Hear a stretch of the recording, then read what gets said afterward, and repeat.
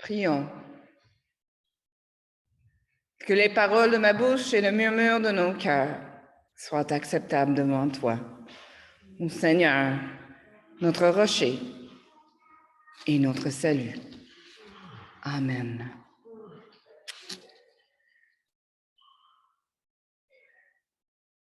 Le message de l'Évangile semble assez clair ce matin, n'est-ce pas? Assez, c'est assez. Les gens qui ont établi le lectionnaire œcuménique avaient de la suite dans les idées, c'est le moins qu'on puisse dire. La semaine dernière, Jésus a dit à ses disciples de prier pour leur pain quotidien. Et cette semaine, il met en garde toute personne qui a plus, beaucoup plus que son pain quotidien.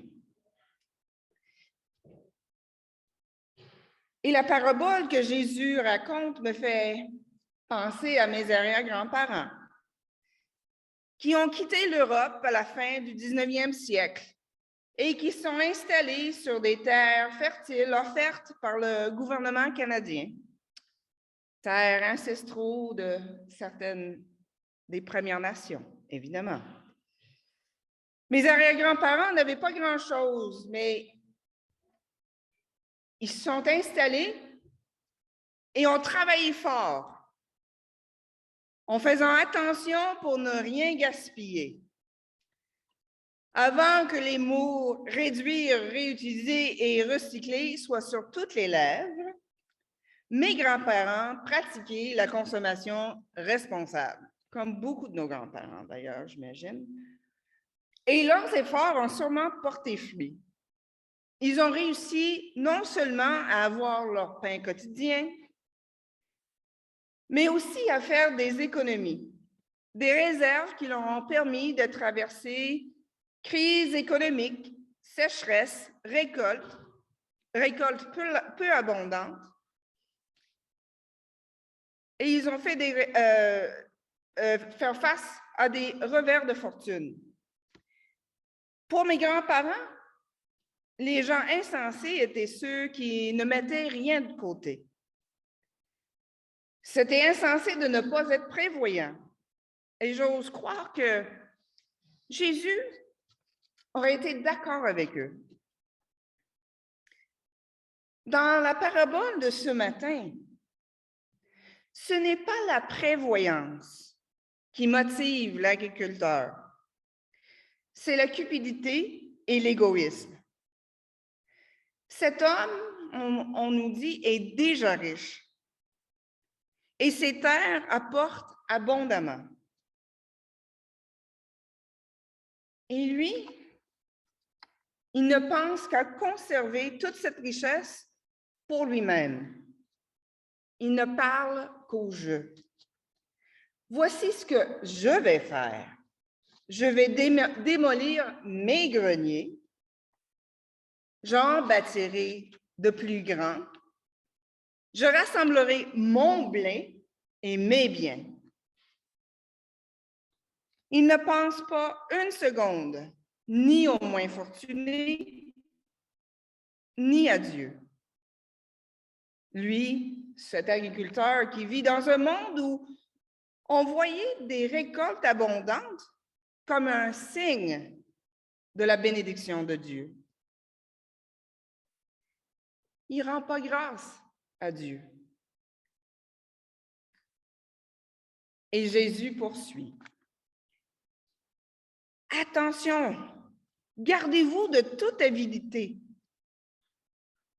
On trouve le même mot grec dans l'extrait de la lettre aux Colossiens. Cette cupidité est une idolâtrie, dit Paul aux Colossiens. Une idolâtrie nous détourne du Seigneur.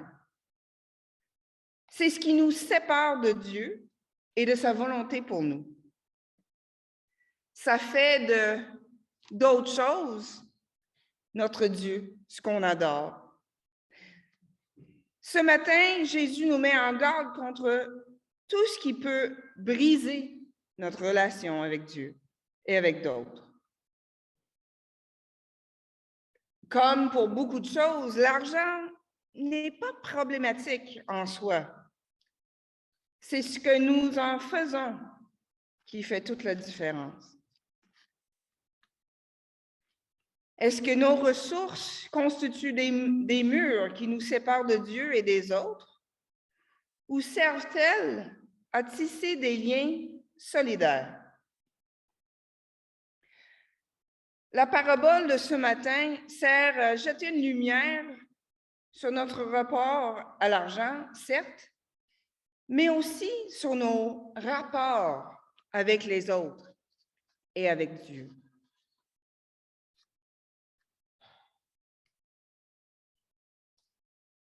C'est un détail dont on parle peu dans les commentaires, du moins dans ceux que j'ai consultés. Comme je disais aux enfants, Jésus raconte cette parabole en réponse à quelqu'un qui lui demande « Maître, dis à mon frère de partager avec moi notre héritage. » Rien comme un héritage pour envenimer des chicanes de famille. Comme si l'argent pouvait, à lui tout seul, cicatriser les blessures du passé et apporter une paix durable. Si souvent, notre conception de la justice est une justice rétributive. Lorsque le mal est commis, quelqu'un doit payer. Dis à mon frère de payer ce qui me revient. Mais Jésus n'est ni avocat, ni arbitre, ni médiateur. Pas dans le sens juridique du terme, en tout cas.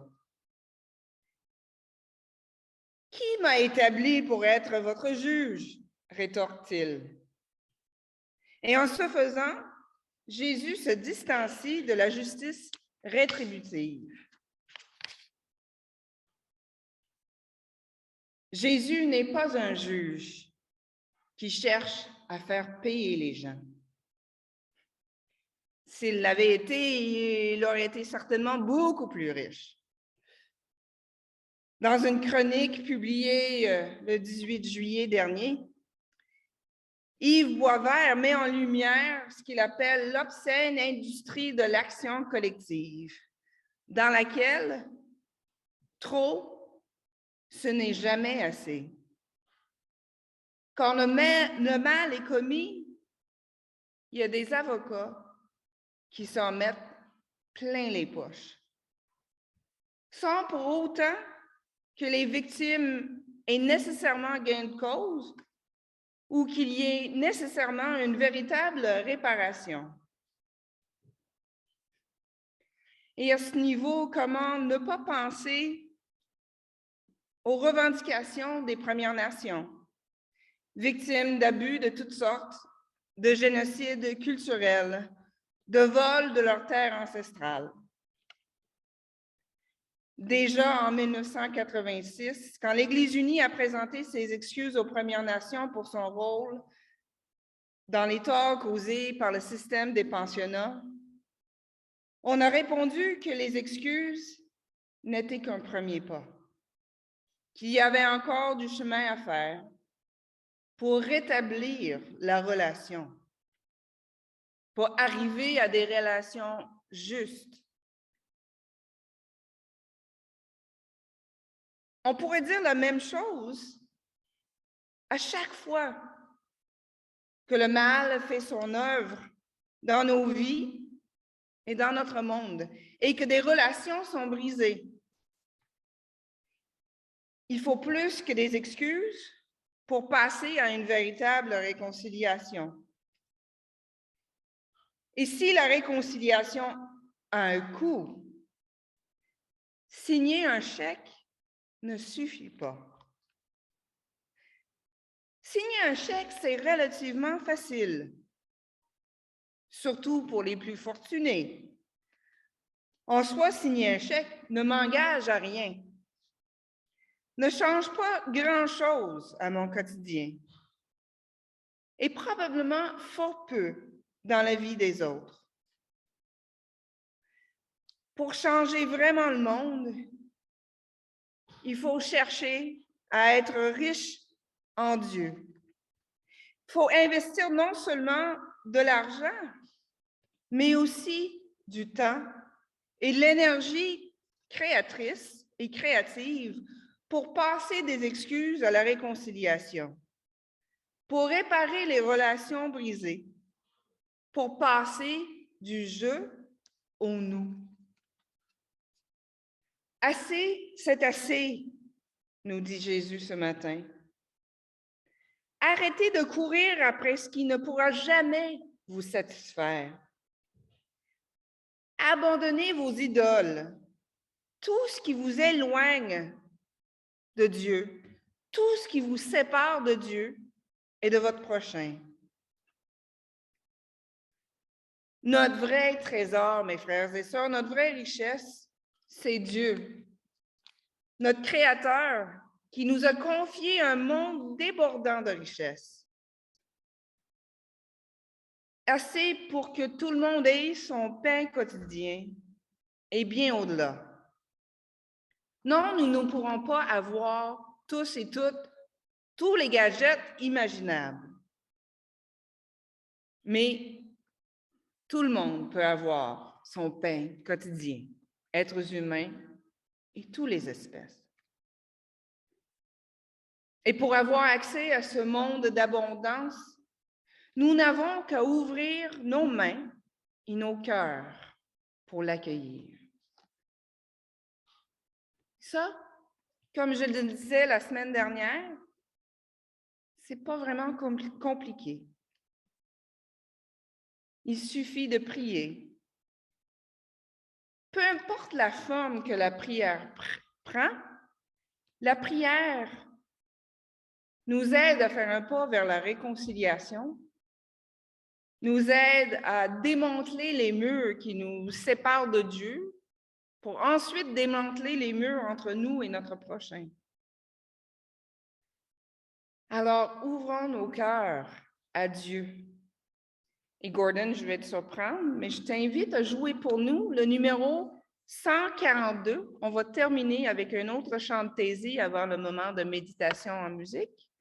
142, ouvre nos cœurs.